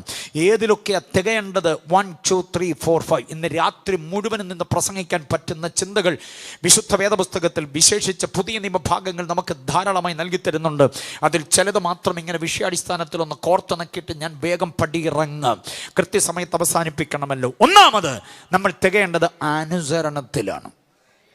എന്തിൽ തികയണം? അനുസരണത്തിൽ തികയണം. 2 കൊരിന്ത്യർ ലേഖനം 10-ാം അധ്യായം അതിൻ്റെ 6-ാമത് വാക്യം വായിച്ച്. 2 കൊരിന്ത്യർ 10-ന്റെ 6-ാമത് തുടക്കം ഒന്ന് കിട്ടിയാൽ മതി. ഓക്കെ. നിങ്ങളുടെ അനുസരണം തികഞ്ഞു വരും. നിങ്ങളുടെ അനുസരണം തികഞ്ഞു വരണം. കണ്ടോ? നമ്മുടെ അനുസരണം നമ്മുടെ അനുസരണം ഉള്ളവരായ പോരാ, പിന്നെ എന്തോ ചെയ്യണം? അനുസരണത്തിൽ അനുസരണത്തിൽ തികയുക എന്നുള്ളതിനകത്തൊരു തിയോളജി കിടപ്പുണ്ട്. അതിനകത്തൊരു ദൈവ ദർശനമുണ്ട്, ദൈവവചനത്തിന്റെ ആഴമേറിയ ഒരു വിശാലതയുണ്ട്. അതെന്തോന്നറിയാം? 5-ാം വാക്യം നോക്കണം. 5-ാം വാക്യം തൊട്ട് മുകളിൽ. അവയാൽ ഞങ്ങൾ സങ്കല്പങ്ങളും ദൈവത്തിന്റെ പരിജ്ഞാനത്തിന് വിരോധമായി പൊങ്ങുന്ന സകല ഉയർച്ചയും ഇടിച്ചു കളഞ്ഞ് ഏതു വിചാരത്തെയും ക്രിസ്തുവിനോടുള്ള അനുസരണ ഹേതുവായി എന്തോ ചെയ്യുന്നു? പിടിച്ചടക്കി. ഇങ്ങനെ നിങ്ങളുടെ അനുസരണം തികഞ്ഞു വരണം. എങ്ങനെ? ശ്രദ്ധിച്ചേ, 6-ാം വാക്യത്തിലെ അനുസരണം തികഞ്ഞു വരണമെന്നുള്ള പ്രയോഗം 5-ാം വാക്യത്തിന്റെ വിശദീകരണത്തിലൂടെയാണ് നമ്മൾ മനസ്സിലാക്കുന്നത്. ഇങ്ങനെ നിങ്ങളുടെ അനുസരണം തികഞ്ഞു വരുമ്പോൾ എങ്ങനെ എന്ന് ചോദിച്ചാൽ, ക്രിസ്തുവിന്റെ പരിജ്ഞാനം, ദൈവപരിജ്ഞാനത്തിന് വിരോധമായി നമ്മിൽ ഉയരുന്ന ചില ഉയർച്ചകളും ചില വിചാരങ്ങളെയും എന്തോ ചെയ്യണം? ഇടിച്ചു കളയണം, പിടിച്ചടക്കണം. ഇവിടെ ശ്രദ്ധിക്കേണ്ടത്, യൂത്തിനോട് ഞാൻ പറയുന്നത് ശ്രദ്ധിച്ചോണം. എല്ലാവരും, യൂത്ത് മാത്രമല്ല, മൂത്തതും. യൂത്തിന് മാത്രം പോരല്ലോ, എല്ലാവർക്കും വേണ്ടേ. എങ്കിലും യൂത്തിനെ ഞാൻ കൂടുതൽ ഫോക്കസ് ചെയ്യുന്നു. ശ്രദ്ധിച്ചോണം. നമ്മിലെ ത്രിവിധ ഘടകങ്ങളുണ്ട്. നമ്മിലെ ത്രിവിധ ഘടകങ്ങൾ ഏതൊക്കെയാ? ത്രിവിധ ഘടകങ്ങൾ നമ്മിലെ ത്രിവിധ ഘടകങ്ങൾ ഏതൊക്കെയാ? നമ്മിലെ ത്രിവിധ ഘടകങ്ങൾ ഏതൊക്കെയാ? ദേഹം, ദേഹി. ഇന്നങ്ങനെ പറഞ്ഞിരിക്കട്ടെ, ഇനി മേലെ പറയരുത്. സ്വത്രം. ദേഹം, ദേഹി, ആത്മാവെന്നല്ല വേദപുസ്തകത്തിലെ ഓർഡർ. ആത്മാവ്, ദേഹി, ദേഹം. കണ്ടോ? നിങ്ങൾ പറഞ്ഞ ആ രീതിയിൽ നിന്ന് നേരെ തിരിച്ചു പറയണം. ആത്മാവ്, ദേഹി, ദേഹം. ദേഹം അവസാനമാണ് വരേണ്ടത്. മലയാളി പറയുമ്പോൾ ദേഹം എവിടെ വരും? ആദ്യം വരും. ദേഹം, ദേഹി, ആത്മാവ്. അതുകൊണ്ടാണ് അത്താഴം ഉണ്ടിട്ട് പ്രാർത്ഥിക്കാമെന്ന് പറയുന്നത്. കാരണം ദേഹം വിശന്ന് കഴിഞ്ഞാൽ പിന്നെ ഒരു കാശിനും കൊള്ളത്തില്ല. ദേഹത്തിന് പരിഗണന കൊടുക്കുകയാണ്. വേദപുസ്തകത്തിൽ എഴുതിയിരിക്കുന്നത് എങ്ങനെയാണെന്നറിയാമോ? 1 തെസ്സലോനിക്കർ 5:23 പറയുന്നു, നിങ്ങളുടെ ആത്മാവും നിങ്ങളുടെ പ്രാണനും നിങ്ങളുടെ ദേഹവും. അപ്പൊ ദേഹത്തിന് എത്രാമത്തെ സ്ഥാനമാണ്? 3-ാമത്തെ സ്ഥാനം. ആ ഓർഡറിൽ അങ്ങ് പഠിച്ച് ശീലിച്ചാൽ മതി. ഓർഡർ തെറ്റിച്ച് നമ്മളിങ്ങനെ ഒത്തിരി വാക്യം പറയുന്നുണ്ട്. അത് പോട്ടെ. ഓക്കെ, അതിലേക്ക് പോകുന്നില്ല, സമയമില്ല രാത്രിയിൽ. ഓക്കെ. അപ്പോൾ നമ്മിലെ ത്രിവിധ ഘടകങ്ങൾ എന്ന് പറഞ്ഞാൽ ഏതൊക്കെയാണ്? ആത്മാവ്, ദേഹി, അതായത് പ്രാണൻ. ഓക്കെ. പിന്നെ ദേഹം. ഈ 3ഉം ദൈവസന്നിധിയിൽ വിശുദ്ധമാകണം. മനസ്സിലായില്ലേ? ആത്മാവിൽ കന്മഷമുണ്ടാകരുത്. ദേഹിയിൽ അശുദ്ധ വിചാരങ്ങളുടെ ഉയർച്ച ഉണ്ടാകരുത്. ദേഹത്തിൽ അന്ധകാരത്തിൻ്റെ അംശം ഒട്ടുമുണ്ടാകരുത്. ഈ 3 മേഖലകളെയും നമുക്ക് സംശുദ്ധമാക്കാൻ കഴിഞ്ഞാൽ ഉപവാസം വിജയിച്ചു. പാടുന്ന പാട്ടിൻ്റെ താളത്തിനൊത്ത് ഡാൻസ് ചെയ്താൽ മാത്രം പോരാ. അന്യഭാഷ ഒത്തിരി പറഞ്ഞാൽ മാത്രം പോരാ. 21 ദിവസത്തെയും യോഗങ്ങൾ ഒരു സെഷൻ പോലും മുടക്കിയില്ലെന്ന് ഹാജർ കിട്ടിയാൽ മാത്രം പോരാ. ഈ 3 തലങ്ങളും ഒരേപോലെ ശുദ്ധീകരിക്കപ്പെടണം. ഈ 3 തലങ്ങളും ഒരേപോലെ സുതാര്യമാകണം. മനസ്സിലായില്ലേ? വചനത്തിൻ്റെ പരിജ്ഞാനത്തിന് വിരോധമായി പൊങ്ങുന്ന ഒരു സങ്കല്പം നമ്മുടെ ദേഹി മണ്ഡലത്തിൽ കൂടരുത്. വെറുപ്പ്, വിദ്വേഷം, വിഭാഗീയ മനോഭാവം, വിമർശനം, വിരോധം, മനസ്സിലായില്ലേ? ധാർഷ്ട്യം, ധിക്കാരം, മറ്റുള്ളവരുടെ വെറുപ്പ്, സ്വാർത്ഥത, ഇതൊന്നും നമ്മുടെ ദേഹി മണ്ഡലത്തിൽ അടിഞ്ഞുകൂടരുത്. അതാ ചിലർക്ക് കൈ കൊടുക്കാനൊക്കെ നമുക്കൊരു മടിയുണ്ട്. ചില മുഖത്ത് നോക്കി ചിരിക്കാൻ ഒരു മടിയുണ്ട്. ചിരിക്കുകയാണോ അതോ വേറെ ഏതാണ്ട് കാണിക്കുകയാണോ എന്ന് അറിയാൻ വയ്യ. ചിരിച്ചെന്ന് വരുത്തേണ്ടതിന് വേണ്ടി ഏതാണ്ടൊക്കെ കാണിച്ചിട്ട് പോവുക. കാര്യമായിട്ടൊന്നും മിണ്ടാൻ പറ്റുന്നില്ല, ഒന്ന് ഹഗ് ചെയ്യാൻ പറ്റുന്നില്ല, ഒരു വിശുദ്ധ ചുംബനം കൈമാറാൻ പറ്റുന്നില്ല. കാലങ്ങളായി പിണങ്ങിയിരുന്ന രണ്ട് സഹോദരിമാർ തമ്മിൽ വിശുദ്ധ ചുംബനം ചെയ്തു. അറിയാതെ പറ്റിപ്പോയതാ. മറ്റേ സഹോദരി ഉടുക്കുന്ന സാരി ഈ പുള്ളിക്കാരിക്ക് അറിയാം. ഒരു ആഴ്ച സാരി മാറി ഉടുത്തോണ്ട് വന്നു. വേറെ ആരാണ്ടാന്ന് വിചാരിച്ച് ആത്മാവിൻ്റെ ആവേശത്തിൽ കയറിയൊരു വിശുദ്ധ ചുംബനം കഴിഞ്ഞ് നോക്കുമ്പോഴാണ് അയ്യോ, വർഷങ്ങളായി പിണങ്ങിയിരുന്ന പുള്ളിക്കാരി അമർത്തി അങ്ങ് തുടച്ചിങ്. കർത്തൃമേശ കഴിച്ചിട്ടാണെന്ന് ഓർത്തോണം. എന്നിട്ടും മനസ്സിൻ്റെ ആ വൈരുദ്ധ്യത എന്തോ ചെയ്യുന്നില്ല, മാറുന്നില്ല. ഇത് ദേഹിയിൽ കടന്നുകൂടി ഇരിക്കുന്ന വല്ലാത്ത വൈരുദ്ധ്യതകളാണ്. അത് നമുക്ക് ഗുണം ചെയ്യത്തിൽ അപകടമാക്കി മാറ്റും. ഓരോ സെഷൻ കഴിയുമ്പോഴും നമ്മുടെ ദേഹി മണ്ഡലത്തിൻ്റെ അതിന് വചനത്തിൻ്റെ പരിജ്ഞാനത്തിന് വിരോധമായി പൊങ്ങുന്ന സങ്കല്പങ്ങൾ എന്തോ ചെയ്യണം, ഉയർച്ചകളെ ഇടിച്ചു കളഞ്ഞിട്ട് അതിനെ രമ്യതയിലേക്ക് കൊണ്ടുവരണം. അതാണ് സഹോദരങ്ങളോടായാലും ആരോടായാലും ആത്മാവിൽ കൺമഷം പാടില്ല, കൺമഷമില്ല. അതിനെക്കുറിച്ച് നമ്മൾ പിന്നീട് വായിക്കുന്നുണ്ട്. ആത്മാവിൽ കൺമഷം ദേഹത്തിൽ, ശ്രദ്ധിച്ചു കേട്ടോണം എല്ലാവരും, ദേഹം, ഈ ശരീരമുണ്ടല്ലോ, ഉച്ച മുതൽ ഉള്ളങ്കാല് വരെ ഈ ശരീരത്തിൽ അവിഹിതമായതൊന്നും സംഭവിക്കരുത്. കഴിക്കുന്നത്, കുടിക്കുന്നത്, ഉടുക്കുന്നത്, മുട്ടുന്നത്, തട്ടുന്നത്, ഉരുമുന്നത്, ഒരയുന്നത്, ചായുന്നത്, ചരിയുന്നത് ഒന്നും ഈ ശരീരത്തെ മലീമസമാക്കരുത്. എത്ര പേർക്ക് സ്വത്രം പറയാൻ പറ്റും? ലൂക്കോസ് 11:36 എന്ന് വായിച്ച് വേഗം പടപടാന്ന് വായിക്കണം. ലൂക്കോസ് 11:36 ദേഹമണ്ഡലത്തിൻ്റെ ശുദ്ധീകരണത്തെക്കുറിച്ചുള്ളൊരു വാക്യമാണ്. ഉപവസിക്കുന്ന മുഴുവൻ ആളുകളുടെയും ശരീരം വിശുദ്ധമാകണം. നിന്റെ ശരീരം അന്ധകാരമുള്ള അംശം ഒട്ടുമില്ലാതെ, ശരീരം അതാണല്ലോ ബോഡി എന്ന് പറയുന്നത്, അതാണല്ലോ ദേഹം എന്ന് പറയുന്നത്. അതിൽ അന്ധകാരമുള്ള അംശം ഒട്ടുമില്ലാതെ മുഴുവനും പ്രകാശിതമായിരുന്നാൽ വിളക്ക് തിളക്കം കൊണ്ട് നിന്നെ പ്രകാശിപ്പിക്കും പോലെ അശേഷം പ്രകാശിതമായി. കണ്ടോ? അപ്പൊ നമ്മുടെ ദേഹമുണ്ട്. കുഞ്ഞുങ്ങളൊക്കെ ശ്രദ്ധിക്കുന്നുണ്ടോ? ദേഹത്തിൽ എന്തോ പാടില്ലെന്ന? അശുദ്ധി പാടില്ല. ദേഹത്തിൽ അന്ധകാരത്തിന്റെ അംശം ഒട്ടുമില്ല. ചിലരുടെ നാക്ക് കുഴപ്പമില്ല, കണ്ണാ കുഴപ്പം. ചിലരുടെ കണ്ണിന് കുഴപ്പമില്ല, നാക്കാ കുഴപ്പം. ചിലരുടെ കണ്ണിന് നാക്കിന് കുഴപ്പമില്ല, മനസ്സാ പ്രശ്നം. മനസ്സും കണ്ണും നാക്കും എല്ലാം കുഴപ്പമില്ലാത്തതാണെങ്കിലും തോണ്ടി തോണ്ടി തോണ്ടി തോണ്ടി തോണ്ടി വിരലുകൾ ഇങ്ങനെ സർവ്വത പണി ചെയ്തുകൊണ്ടേ ഇരിക്കുക. ഓവർ ടൈം വർക്ക് ചെയ്തുകൊണ്ടിരിക്കുക. ഡിസ്പ്ലേയിൽ ഇങ്ങനെ തോണ്ടി തോണ്ടി തോണ്ടി തോണ്ടി തോണ്ടിയിരിക്കുക. ആവശ്യമില്ലാത്തതെല്ലാം ഇങ്ങനെ തോണ്ടി എടുത്തുകൊണ്ടിരിക്കുക. ചിലരുടെ കാല് ആവശ്യമില്ലാത്ത ഊടുവഴികളിലൂടെ പോകാൻ വ്യഗ്രപ്പെട്ടുകൊണ്ടിരിക്കും. എൻ്റെ കാലുകളെ ഞാൻ ദുർമാർഗത്തിൽ നിന്ന് എന്തോ ചെയ്യുന്നു? വിലക്കുന്നു. എൻ്റെ നാവിനെ ഞാൻ അതരദ്വാരത്തിനോട് കാവൽ ഏർപ്പെടുത്തി കാക്കുന്നു.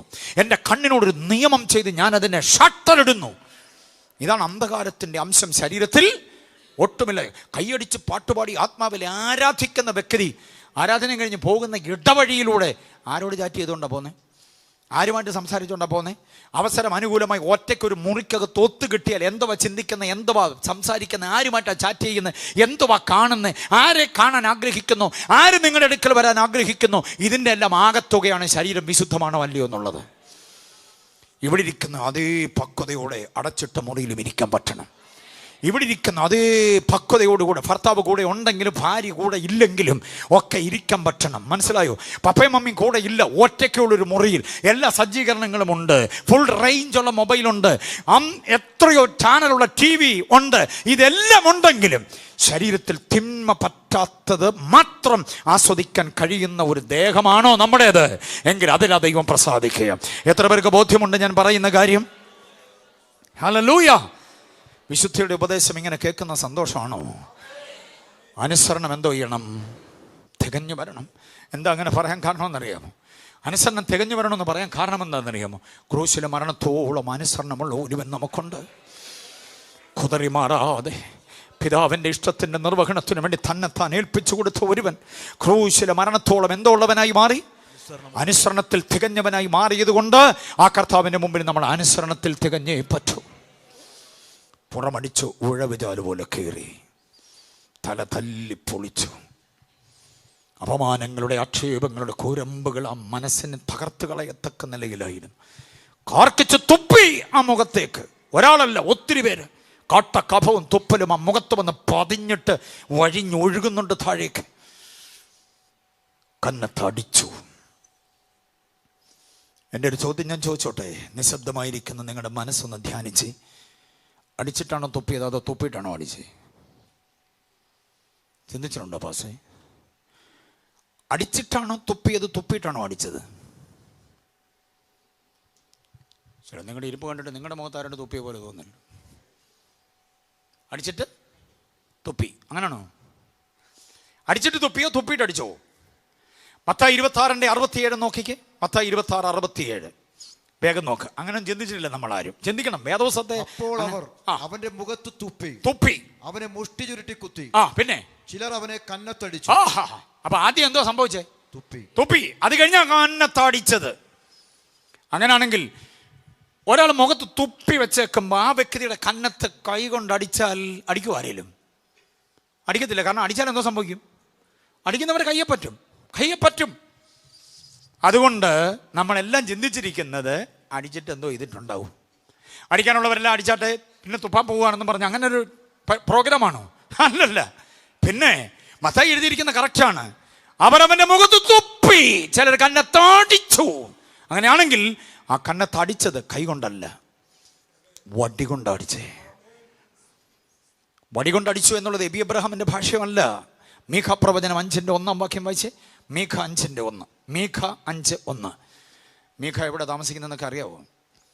പടക്കൂട്ടങ്ങളുടെ മക്കളെ, പടക്കൂട്ടമായി കൂടുക. അവൻ നമ്മുടെ നേരെ വാടകോരുന്നു. ഇസ്രായേലിന്റെ ന്യായാധിപതിയെ അവർ വടികൊണ്ട് ചെകിട്ടത്തടിക്കുന്നു. ഇസ്രായേലിന്റെ ന്യായാധിപതിയെ. ആ വാക്യത്തിന്റെ അവസാന ഭാഗം നോക്കി, എല്ലാവരും ഡിസ്പ്ലേയിലേക്ക് നോക്കി. ഇസ്രായേലിന്റെ ന്യായാധിപതി ആരാണത്? ഇസ്രായേൽ ന്യായാധിപതി നമ്മുടെ കർത്താവ് തന്നെയാ. അവർ വടികൊണ്ട് എന്തോ ഇതെന്നാ. അപ്പൊ തുപ്പിയതിന് ശേഷം അടിച്ചു എന്ന് പറഞ്ഞ കൈ കൊണ്ടല്ല, പിന്നെ എന്തുകൊണ്ടാണ് അടിച്ചേ? വടി കൊണ്ടാണ് അടിച്ചത്. എന്നിട്ടും അനുസരണത്തോടെ നിന്നു കൊടുത്തു. ഒരുവന്റെ കൈ കൊണ്ട് ചെകിട്ടത്തടിച്ചാൽ അതിന് എത്ര ആഘാതമേ ഉള്ളൂ. പക്ഷെ കൈ കെട്ടിയ മുണ്ടത്തടിയെടുത്ത് തുപ്പൽ നിറഞ്ഞ മുഖത്തെ കാഞ്ഞടിക്കുമ്പോൾ കവളല് പൊട്ടിപ്പോകും. അറിയാമോ? അണപ്പല്ല് സെറ്റോടെ തകർന്നു പോകും. ഇയർ ഡ്രം പൊട്ടിപ്പോകാം. ആ കമ്പിൻ്റെ അറ്റമങ്ങാണ് കണ്ണിൽ കൊണ്ടാൽ കൺമണി തകർന്നു പോകാം. ആഘാതങ്ങൾ ഭയങ്കരമാണ്. യെശയ്യാ പ്രവാചകനെ കുറിച്ച് വെച്ചൊരു വാക്യമുണ്ട്. അതും ഇതുമെല്ലാം കൂടെ ചേർത്ത് പഠിക്കണം. അവനെ കണ്ടാൽ ആളല്ല എന്ന് തോന്നുമാ. ആയിരങ്ങളിൽ 10,000 സുന്ദരനായ എൻ്റെ കർത്താവ്. ഞാൻ പകൽ പറഞ്ഞ് നിങ്ങൾക്ക് ഓർമ്മയുണ്ടോ? പാപമില്ലാത്തവൻ, പിന്നെ പാപം ചെയ്യാത്തവൻ, പിന്നെ പാപം അറിയാത്തവൻ, പിന്നെ കുറ്റമില്ലാത്തവൻ, പിന്നെ നീതിയുള്ളവൻ.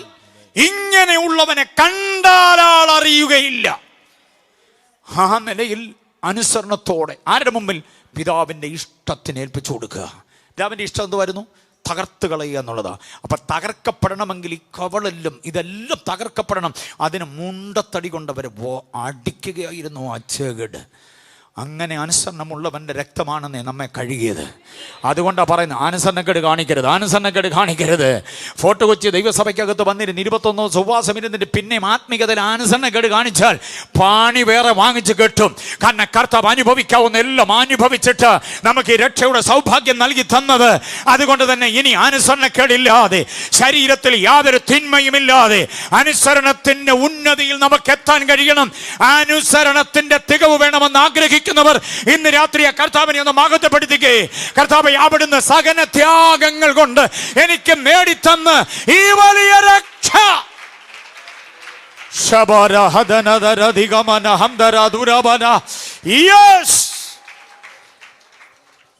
അപ്പൊ ഒന്നാമത്തെ തികവേദ പറഞ്ഞേ. ഒന്നാമത്തെ തികവേദ അനുസരണത്തിന്റെ തികവ്. രണ്ടാമത്തെ തികവ് വേഗം പറയാം, വിശുദ്ധിയുടെ തികവ്. എന്തിന്റെ തികവ? വിശുദ്ധിയുടെ തികവ്. എവിടെ വായിച്ചേ? വിശുദ്ധിയുടെ തികവ് എന്നൊരു വാക്യം കണ്ടിട്ടുണ്ടോ? ഒരു എംബോസിഷൻ്റെ മണം അടിക്കുന്നുണ്ട്. പെട്ടെന്ന് പറഞ്ഞു. ഫോർട്ട് കൊച്ചി ദൈവസഭയിൽ ഈ വാക്യം ചോദിച്ചിട്ട് ആരും പറഞ്ഞില്ല എന്ന് ഞാൻ വേറെ എങ്ങും പോയി പറയാതിരിക്കാൻ നിങ്ങൾ പ്രാർത്ഥിച്ചോണം. വെളിപ്പാടിലൊന്നുമില്ല. വിശുദ്ധിയുടെ തികവ്. വിശുദ്ധിയെ തികച്ചുകൊള്ളുക. വേട്ടമല ഫിലിപ്പോസ് ഉപദേശിയുടെ പാട്ടുണ്ട്, വിശുദ്ധിയെ തികച്ചു നാം ഒരുങ്ങി നിൽക്ക. അദ്ദേഹം ഈ വാക്യത്തിൽ നിന്ന് കടം കൊണ്ട വരിയാണത്. അറിയില്ല വാക്യം അല്ലേ? 2 കൊരിന്ത്യർ ലേഖനം 7-ാം അധ്യായം 1-ാം വാക്യം. 2 കൊരിന്ത്യർ 7:1. പ്രിയമുള്ളവരെ, ഈ വാഗ്ദത്തങ്ങൾ നമുക്കുള്ളത് കൊണ്ട് നാം ജഡത്തിലെയും ആത്മാവിലെയും സകല കന്മഷവും പോക്കി ദൈവഭയത്തിൽ നമ്മെ തന്നെ വെടിപ്പാക്കി വിശുദ്ധിയെ തികച്ചുകൊള്ളുക. കണ്ടോ? ഒറ്റ വാക്യമേ ഉള്ളൂ. അങ്ങനെ വിശുദ്ധരാകണം. കൈകൾ വിശുദ്ധമാകണം, മനസ്സ് വിശുദ്ധമാകണം, ശരീരം വിശുദ്ധമാകണം, വീട് വിശുദ്ധമാകണം, ആലയം വിശുദ്ധമാകണം, വസ്ത്രം വിശുദ്ധമാകണം, എല്ലാറ്റിലും വിശുദ്ധരാകണം. അങ്ങനെ ഒത്തിരി വാക്യങ്ങളുണ്ട്. പക്ഷെ വിശുദ്ധിയെ തികച്ചുകൊള്ളുക എന്ന ഒറ്റ വാക്യമേ ഉള്ളൂ. അത് 2 കൊരിന്ത്യർ 7:1. ഒരിക്കലും മറന്നു പോകരുത്. വിശുദ്ധിയെ നമ്മൾ എന്തോ ചെയ്യണം? ആ വാചകത്തെ, ആ വരിയെ അങ്ങനെ അങ്ങോട്ട് എടുത്തുകൊണ്ട് വേട്ടമല ഫിലിപ്പോസ് ഉപദേശിച്ച് എഴുതിയ പാട്ടാണ് ഏത്? വിശുദ്ധിയെ തികച്ച് നാം ഒരുങ്ങി. ഒന്ന് പാടണേ അത് അവസാനം. Okay, praise the lord. തികച്ച് നിൽക്കണം. ഏതിലാ? വിശുദ്ധിയെ തികയ്ക്കണം. എത്ര പേർ ആഗ്രഹിക്കുന്നുണ്ട് വിശുദ്ധിയെ തികയ്ക്കുക? വിശുദ്ധിയെ തികയ്ക്കുക എന്ന് പറഞ്ഞാൽ എന്തുവാ? മുമ്പേ നമ്മൾ പഠിച്ചു വന്ന ചിന്തയുടെ ബാക്കിയാണത്. ആത്മാവിൽ കന്മഷമില്ലാതിരിക്കണം, ജഡത്തിൽ യാതൊരു വിധത്തിലുള്ള ദോഷവും ഇല്ലാതിരിക്കണം, ദേഹിയിൽ ഒരു വിധത്തിലുള്ളതായിരിക്കുന്ന അശുദ്ധ വിചാരങ്ങളും ഉണ്ടാകരുത്. ഈ ത്രിതലങ്ങളുടെ സംശുദ്ധതയാണ് വിശുദ്ധിയുടെ തികവ്. എത്ര പേർക്ക് മനസ്സിലായി? ആത്മാവിൽ കന്മഷം, കൺവെൻഷനല്ല, കന്മഷം. പഴയ മലയാളമാണ് കന്മഷം എന്നുള്ളത്. കന്മഷം എന്നുള്ളതിൻ്റെ മലയാള പദത്തിൻ്റെ അർത്ഥം വ്യാകരണത്തിൽ നിങ്ങൾ തപ്പണം. എന്തോ അതിൻ്റെ അർത്ഥം എന്നറിയാമോ? കാലാനുസൃത രേഖ. ഓ, ഞെട്ടിപ്പോയി അത് പഠിച്ചപ്പം. കാലാനുസൃത രേഖ എന്ന് പറഞ്ഞാൽ എന്തുവാ? ഓരോ ദിവസത്തിനും അന്നന്നത്തെ ദോഷം മതി. അങ്ങനെയാണെങ്കിൽ ഇന്ന് നമ്മൾ പ്രഭാതത്തിൽ കിടക്ക വിട്ട് എഴുന്നേറ്റ് ജീവിതത്തിൻ്റെ തിരക്കിലേക്ക് ഇറങ്ങിയതിന് ശേഷം എന്തൊക്കെ സംസാരിച്ചു, അതിൽ വന്ന അപാകതകൾ, പ്രവൃത്തിയിൽ വന്ന അപാകതകൾ, നോട്ടത്തിൽ ചിന്തകളിലൊക്കെ വന്നിട്ടുള്ള അപാകതകൾ, ഓരോ ദിവസത്തിൻ്റെ കുറ്റം എഴുതി വെച്ചിട്ടുണ്ട്. കാലാനുസൃതമായി ആ രേഖയ്ക്കാ കന്മഷം എന്ന് പറയുന്നത്. അങ്ങനെയാണെങ്കിൽ ഇന്ന് എന്തൊക്കെ കന്മഷം ഉണ്ടാക്കിയിട്ടുണ്ട്, എന്തൊക്കെ ദോഷം ഉണ്ടാക്കിയിട്ടുണ്ട്, എന്തൊക്കെ പെറുപിറുത്തു, എന്തൊക്കെ അവിഹിതമായ വാക്കുകൾ ഉപയോഗിച്ചു, എന്തൊക്കെ അശുദ്ധ വിചാരങ്ങൾ നമ്മിലേക്ക് വന്നു, അതെല്ലാം ദൈവസന്നിധിയിൽ എന്തോ ഉണ്ട്? രേഖ. ആ കന്മഷം നമ്മുടെ ആത്മാവിനെ ബാധിക്കരുത്. ആത്മാവെന്നും സംശുദ്ധമായിരിക്കണം, ആത്മാവെന്നും നിർമ്മലമായിരിക്കണം. ആത്മാവെന്ന് പറഞ്ഞാൽ പരിശുദ്ധാത്മാവല്ല, നമ്മുടെ അന്തരാത്മാവ്. ചിലരുടെ കലിപ്പ്, ചിലരുടെ വിരോധം, ചിലരുടെ വിദ്വേഷം എവിടെയും കൂടെ വ്യാപിക്കും, ആത്മാവിലും കൂടെ വ്യാപരിക്കും, അവരുടെ അന്തരാത്മാവിലും കൂടെ വ്യാപരിക്കും. അതുകൊണ്ട് ദാവീദ് പ്രാർത്ഥിക്കുന്നത്, എൻ്റെ അന്തരംഗത്തിലെ സത്യമല്ലോ ദൈവമേ നീ ചെയ്യുന്നത്. എനിക്കവരുടെ പിണക്കമില്ലെന്നുള്ള എൻ്റെ അന്തരംഗം അറിയാവുന്ന അങ്ങേക്കറിയാമല്ലോ. എനിക്കവരോട് വിദ്വേഷമില്ല, എനിക്കവരോട് പകയില്ലെന്നുള്ളത് എൻ്റെ അന്തരംഗത്തിൽ ഇല്ലെന്നുള്ളത് അങ്ങ് തിരിച്ചറിയണമേ.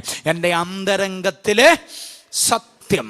ഓ, അതിനാ അന്തരംഗത്തിന് വേറൊരു പദം കൊടുത്ത 51-ാം സംഗീതം ദാവീദ് പറയുന്നത്, നിർമ്മലമായൊരു ഹൃദയം എന്നിൽ. 51-ന്റെ 10-ാം വാക്യത്തിൽ നിർമ്മലമായ ഹൃദയം എന്ന് പറഞ്ഞാൽ രക്തചംക്രമണത്തിൻ്റെ ഹൃദയമല്ല, ജീവശാസ്ത്രത്തിൻ്റെ ഹൃദയമല്ല, ദൈവശാസ്ത്രത്തിൻ്റെ ഹൃദയം. ജീവശാസ്ത്രത്തിൻ്റെ ബയോളജിയിലെ ഹൃദയം എന്ന് പറയുന്നത് രക്തചംക്രമണത്തിൽ നെഞ്ചുകൂടിനകത്ത് സെറ്റ് ചെയ്തിരിക്കുന്ന മാംസനിർമ്മിതമായൊരു ഉപകരണമാണ് ഹൃദയം, ജീവശാസ്ത്രപരമായി, ബയോളജിക്കലായിട്ട്. പക്ഷെ തിയോളജിയിൽ നമ്മൾ പഠിക്കുന്ന ഹൃദയം എന്ന് പറയുന്നത് നമ്മുടെ അന്തരാത്മാവാണ്. അകത്ത മനുഷ്യനിൽ എന്ന് പറയും, അകത്ത് മുഴുവനും വ്യാപിച്ച് നിൽക്കുന്നൊരു മനുഷ്യൻ, അത് നിർമ്മലമായിരിക്കണം, കന്മഷമില്ലാതിരിക്കണം. അങ്ങനെ ഉണ്ടെങ്കിൽ മാത്രമേ നമ്മൾ വിശുദ്ധിയിൽ എന്തോ ആകുള്ളൂ. പ്രൈസ് ആൻഡ് വർഷിപ്പിലൊക്കെ നമുക്ക് ഭയങ്കര വേല കാണിക്കാൻ പറ്റും, എല്ലാവരുടെ മുമ്പിൽ ആരാധിക്കാനൊക്കെ പറ്റും.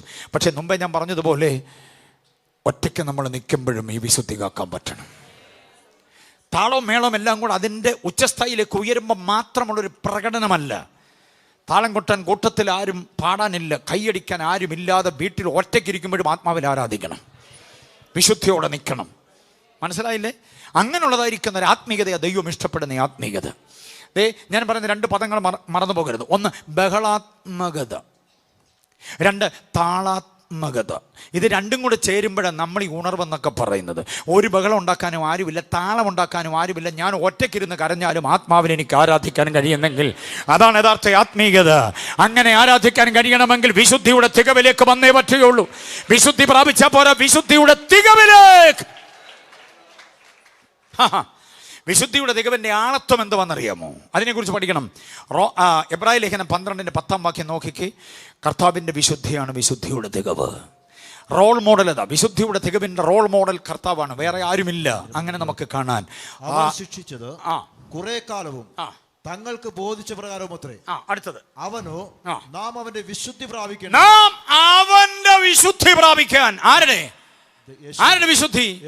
പാപമില്ലാത്തവന്റെ വിശുദ്ധി, പാപം ചെയ്യാത്തവന്റെ വിശുദ്ധി, പാപം അറിയാത്തവന്റെ വിശുദ്ധി, നീതിമാനായവന്റെ വിശുദ്ധി. കണ്ടോ? അങ്ങനെയുള്ളവന്റെ, കുറ്റമില്ലാത്തവന്റെ വിശുദ്ധി പ്രാപിക്കേണ്ടതിന്. അപ്പൊ നമ്മുടെ ഏറ്റവും വലിയ ലക്ഷ്യം എന്തുവാന്ന് പറ? ഉപവാസപ്രാർത്ഥനയുടെ ഏറ്റവും വലിയ ലക്ഷ്യം എന്താന്ന് പറ? പല്ലുവേദന മാറുക എന്നുള്ളതല്ല, കൊടിഞ്ഞു മാറുക എന്നുള്ളതല്ല, മനസ്സിലായോ? കൂടെ ഉണ്ടാകുന്ന വയറ്റുവേദന മാറുക എന്നുള്ളതല്ല. നമ്മുടെ ഏറ്റവും വലിയ ലക്ഷ്യം എന്താ? ഭക്ഷണപാനീയങ്ങളെ വെടിഞ്ഞ് തിരക്കുകൾ നല്ല ഒഴിവുള്ളവരായി ഈ ദിവസങ്ങൾ ഇവിടെ വന്നിരിക്കുന്നതിൻ്റെ ഉദ്ദേശം, അടിസ്ഥാനപരമായ ഉദ്ദേശം, ഞാൻ ആദ്യം പറഞ്ഞ എല്ലാം മാറും, കടഭാരങ്ങൾ മാറും, നഷ്ടപ്പെട്ടതെല്ലാം തിരിച്ചു കിട്ടും, അതെല്ലാം ദൈവം ചെയ്യും. റീസ്റ്റോർ ചെയ്യുന്ന ദൈവമാണ് നമ്മുടേത്. പാഴി ശൂന്യമായതിനെ വാസയോഗ്യമാക്കുന്ന ദൈവമാണ് നമ്മുടേത്. ഞാനത് വിശ്വസിക്കുന്നു. പക്ഷേ അത് നാം ആഗ്രഹിക്കുന്നതിന് മുൻപ് ഒരു കാര്യം ആഗ്രഹിച്ചോണം, എൻ്റെ കർത്താവിൻ്റെ വിശുദ്ധിയിലേക്ക് എനിക്ക് വരണം. എത്ര പേര് ആഗ്രഹിക്കുന്നുണ്ട് അവൻ്റെ വിശുദ്ധി പ്രാപിക്കാൻ?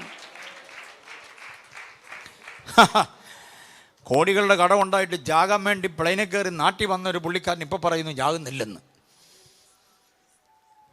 അത് കോടികളുടെ ആ പ്രശ്നം പരിഹരിച്ചുകൊണ്ടാണോ പറയുന്നത്? പ്രശ്നം ഇപ്പോഴും ബാക്കിയാ. ജാകുന്നില്ലെന്ന് തീരുമാനമെടുത്തതിൻ്റെ കാരണം എന്താണെന്നറിയാമോ? കർത്താവിനെ അറിഞ്ഞതുകൊണ്ട്, കർത്താവിനെ സ്പർശിച്ചതുകൊണ്ട്, കർത്താവിൻ്റെ വിശുദ്ധിയെക്കുറിച്ച് കേട്ടതുകൊണ്ട്, കർത്താവ് ആരാണെന്ന തിരിച്ചറിവാണ്. ആ തിരിച്ചറിവിലേക്ക് വരുമ്പോൾ നമ്മുടെ പ്രതിസന്ധി നമുക്കൊരു ഭാരമല്ല, നമ്മുടെ സിംഹക്കുഴി നമുക്ക് ഭാരമല്ല, നമ്മുടെ തീച്ചോള നമുക്ക് ഭാരമല്ല. എത്ര പേര് വിശ്വസിക്കുന്നുണ്ട് ആ കാര്യം? ഹല്ലേലൂയ.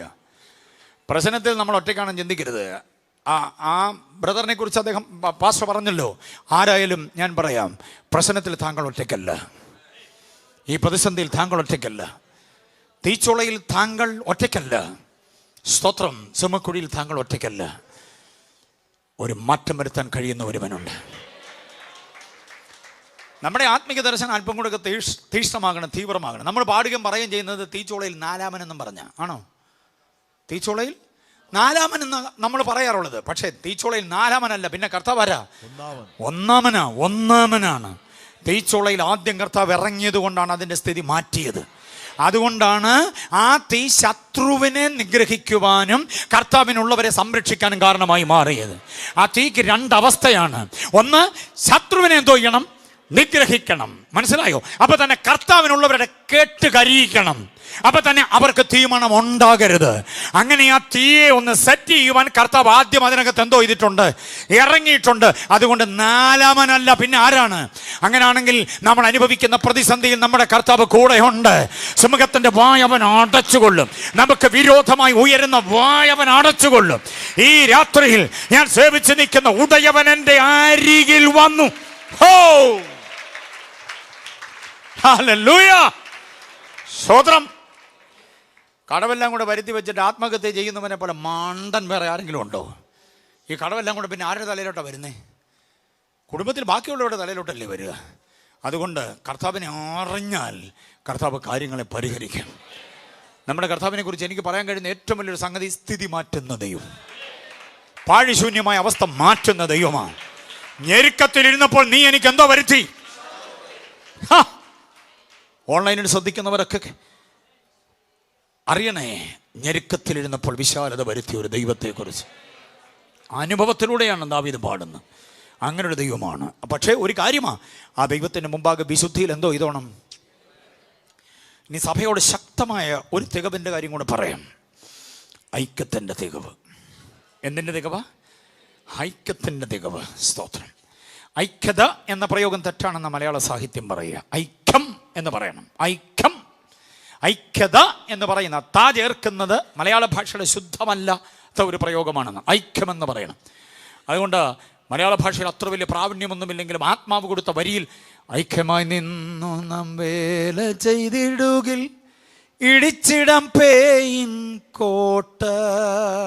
ഒരമ്മച്ചി എഴുതിയ പാട്ടാ. ഏതമ്മച്ചി? ഫോർട്ട് കൊച്ചിയിൽ ആരുമില്ല, ഡെലിവറൻസ് ചർച്ചിൽ ആരുമില്ല. സ്തോത്രം. ചോദ്യം ചോദിച്ചാൽ മതി. നിങ്ങളുടെ മൗനം അത് കാണാനും കേൾക്കാനും എന്നാ സുഖമാണെന്നറിയോ? ചോദ്യം ചോദിക്കുമ്പോൾ ഉത്തരം പറയാത്തവരുടെ മുമ്പിൽ ഷൈൻ ചെയ്യുന്ന ഒരു സുഖമാണ്. സ്തോത്രം.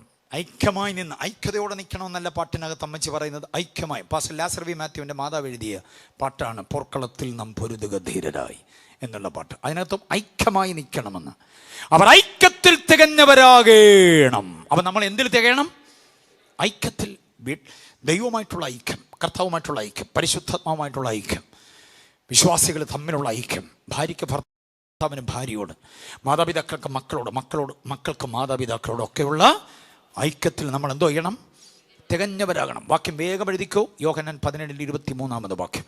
യോഹന്നാന്റെ സുവിശേഷം 17:23 വാക്യം. നീ എന്നെ അയച്ചിരിക്കുന്നുവെന്നും നീ എന്നെ സ്നേഹിക്കുന്നത് പോലെ അവരെയും സ്നേഹിക്കുന്നുവെന്നും ലോകം അറിയുവാൻ നാം ഒന്നായിരിക്കുന്ന പോലെ അവരും ഒന്നാകേണ്ടതിനും ഞാൻ അവരിലും നീ എന്നിലുമായി അവർ ഐക്യത്തിൽ തികഞ്ഞവരായിരിക്കേണ്ടതിനും തന്നെ. പരിശുദ്ധ തൃത്വം പോലെ ഐക്യമത്യമുള്ള വേറൊരു സംഗതി പറയില്ല. പിതാവ്, പുത്രൻ, പരിശുദ്ധാത്മാവ് മൂന്നാണ്, അപ്പോൾ തന്നെ ഒന്നാണ്, അപ്പോൾ തന്നെ മൂന്നാണ്. തമ്മിൽ അടിപിടി കലാശങ്ങളൊന്നുമില്ല, യാതൊരു കസേരകളിയുമില്ല. പിതാവായി പുത്രൻ, പുത്രനായി പരിശുദ്ധാത്മാവായിരിക്കുന്ന മനോഹരമായിരിക്കുന്ന ആ തൃത്വ സമജ്ഞത, ആ സമ്മേളനം, ആ സമുന്നത നമ്മൾ തിരിച്ചറിയണം. സമുന്നയിക്ക അത് ഉദാഹരണമാക്കിക്കൊണ്ട് കർത്താവ് പറയുന്നു, നാം ഒന്നായിരിക്കുന്നത് പോലെ ഇവർ തമ്മിൽ എന്തോ ചെയ്യണം? ഒന്നായിരിക്കണം എന്നെടുത്തു പറയുകയാണ്. അടുത്ത് പറയുന്നു, അവർ ഐക്യത്തിൽ എന്തോ ചെയ്യണം? തികഞ്ഞവരാകണം. പ്രിയരെ, ഉപവാസം കൊണ്ട് സാധിച്ചെടുക്കേണ്ട ഒന്നാമത്തെ കാര്യം അനുസരണത്തിൽ എന്തോ ചെയ്യണം? തികയണം. രണ്ടാമത്തെ കാര്യം എന്തോ ചെയ്യണം? കർത്താവിൻ്റെ വിശുദ്ധി പ്രാപിച്ച് തികഞ്ഞവരായി മാറണം. 3, പരസ്പരമുള്ള ഐക്യം. ആർക്കും ആരോടും ഒരു കിറുകിറുപ്പും ഉണ്ടാകരുത്.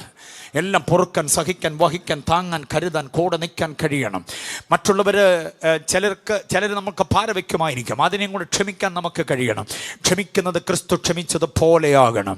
അങ്ങനെ വരുമ്പോൾ നമുക്ക് ഐക്യത്തിൽ തികഞ്ഞവരാകാൻ കഴിയും. ആഗ്രഹിക്കുന്നവർ എത്ര പേരുണ്ട്? യാതൊരു വിധത്തിലും സാത്താൻ്റെ ഏറ്റവും വലിയ തന്ത്രമാണ് കലഹമുണ്ടാക്കുക, ഭിന്നിപ്പുണ്ടാക്കുക, വൈരുദ്ധ്യത ഉണ്ടാക്കുക, അകറ്റി മാറ്റുക എന്നൊക്കെ ഉള്ളത്. ദാമ്പത്യ ജീവിതത്തിനകത്ത് പോലും തമ്മിൽ അകറ്റിക്കളയാൻ ശ്രമിക്കുന്ന പിശാചിനോട് പറ, നിന്റെ പണി അവസാനിപ്പിച്ചോ, ഞങ്ങൾ ഒന്നാകാൻ പോകുക, ഞങ്ങൾ മിണ്ടാൻ പോകുക, ഞങ്ങൾ കൂടാൻ പോകുക, ഞങ്ങൾ ഒരുമിച്ച് നിൽക്കാൻ പോകുകയാണെന്നൊരു തീരുമാനമെടുത്ത് ഇന്ന് രാത്രി മടങ്ങിപ്പോകാവൂ. ഭിന്നതകൾ അവസാനിപ്പിക്കണം. യാതൊരു വിധത്തിലുള്ള പിണക്കങ്ങളും വെച്ചു പൊറപ്പിക്കാൻ പാടില്ല. പിശാചിനോട് പറ, ഞങ്ങൾ യോജിക്കാൻ പോകുക. ഹല്ലേലൂയ. കമ്പ്യൂട്ടർ വേഗന മനസ്സും കൊണ്ട് ചിന്തിച്ച് നോക്കണം. ആരോട് അകന്നിരിക്കുന്ന, ആരോടെ പിണങ്ങിയിരിക്കുന്ന, ആരോടെ മിണ്ടാതിരിക്കുന്ന, വർഷങ്ങളായിട്ടൊരു ആ 10 നമ്പർ ഡയൽ ചെയ്യാതിരിക്കുന്ന, ആർക്കു വേണ്ടി, ആരെക്കുറിച്ചാണ്, ആരോടാണ് എന്നുള്ളതൊന്ന് ചിന്തിക്കണം. എന്നിട്ട് അതിന് പരിഹാരമുണ്ടാക്കാൻ കഴിയും. മക്കൾ, കുരിശിൽ 7 മൊഴികളുണ്ട്, അറിയാമോ? 7 മൊഴികൾ. ഒന്നാമത്തെ മൊഴി ഏതാണെന്നറിയാമോ? ഇവരോട് സത്യത്തിൽ അതല്ല ഒന്നാമത് വരേണ്ടത്. എനിക്ക് ദാഹിക്കുന്നു, അത് പറയണം. കാരണം കഴിഞ്ഞ രാത്രി പിടിക്കപ്പെട്ടതിന് ശേഷം വെള്ളം കുടിച്ചിട്ടില്ല, ഭക്ഷണം കഴിച്ചിട്ടില്ല, ഒന്ന് വിശ്രമിക്കാൻ ഇരുന്നിട്ടില്ല, ആക്ഷേപങ്ങളുടെ കൂരമ്പുകൾ സഹിച്ച്, മുമ്പേ പറഞ്ഞതുപോലെ മുഷ്ടി ചുരുട്ടി കുത്തിയതും വടികൊണ്ട് തല്ലിയതും പുറമടിച്ച് പൊളിച്ചതും എല്ലാം അനുഭവിച്ച് രക്തം വാർന്നുപോയി. ഗത്സമനയിലെ വീഴ്ച, ഗബ്ബഥായിലെ തകർച്ച, ഗോൽഗോഥായിലെ തറക്കൽ പ്രക്രിയ, ഇതെല്ലാം അനുഭവിച്ചവൻ നമ്മൾ ആരെങ്കിലും ആയിരുന്നെങ്കിൽ വെള്ളം വേണേന്ന് നിലവിളിച്ചേനെ. ആ വെള്ളം വേണമെന്നുള്ളത് 5ാമത്തെ മൊഴിയാക്കിയിട്ട് ആദ്യത്തെ മൊഴി പറയുന്നു, ഇവരോട് ക്ഷമിക്കണമേ. സ്വതന്ത്രം. തിരിച്ചൊരു വാദം നമുക്ക് കൊടുക്കാം. എങ്ങനെ ക്ഷമിക്കാൻ പറ്റും? അവർ ചെയ്ത ക്രൂരത അത്രയല്ലേ? കർത്താവ് എന്ന വക്കീലിൻ്റെ ഏറ്റവും മികച്ച വാദം, അത് വിട്ടുകള, അത് അവരുടെ അറിവില്ലായ്മ കൊണ്ടാ, ഇവരറിയാതെ ചെയ്തതായതുകൊണ്ട്. ഒരു മികച്ച അഡ്വക്കറ്റാണ് കർത്താവ്. ദൈവത്തോട് വാദിക്കുക, അവരറിയാതെ ചെയ്തതായതുകൊണ്ട് അവരോട് എന്തോ ചെയ്യണമേ? ക്ഷമിക്കണമേ. എന്നെ ഞാനിതാ തന്നു എന്നെ എന്ന് പറഞ്ഞ് ഏൽപ്പിച്ചു കൊടുക്കുന്നു. ഈ ഒരു സഹനത്തിൻ്റെ ഐക്യമാതൃക നമ്മൾ സൂക്ഷിച്ചേ പറ്റൂ. അത് ആഗ്രഹിക്കുന്ന എത്ര പേരുണ്ട്? തീരുമാനമെടുത്ത് മടങ്ങാവൂ. ഞാൻ അകലെയായിരിക്കുന്ന എൻ്റെ പ്രിയപ്പെട്ടവളെ ഞാൻ വിളിക്കാൻ പോകുക, എൻ്റെ പ്രിയപ്പെട്ടവനെ വിളിക്കാൻ പോകുക, എൻ്റെ ആങ്ങളെ വിളിക്കാൻ പോകുക, പെങ്ങളെ വിളിക്കാൻ പോവുക, 10 നമ്പർ ഞാൻ ഡയൽ ചെയ്യാൻ പോവുകയാണെന്ന് തീരുമാനമെടുത്തോണം. വാട്സപ്പിലെങ്കിലും സോറി എന്നൊരു വാചകം പറയണം. 9ാമത്തെ ദിവസം കഴിഞ്ഞ് 10ലേക്ക് പ്രവേശിക്കുക.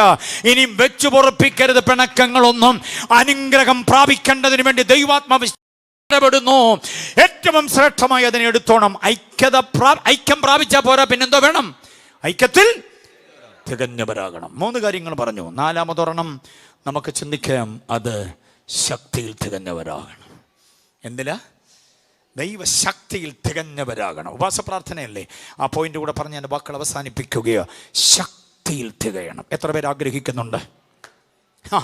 1 കൊരിന്ത്യർ ലേഖനം 2 കൊരിന്ത്യർ 12:9 വാക്യം. 2 കൊരിന്ത്യർ 12:9 നമ്മൾ വായിക്കുന്ന ഇങ്ങനെയാണ്, എന്റെ ശക്തി ബലഹീനതയിൽ എന്തോ ചെയ്യുന്നു? തികഞ്ഞു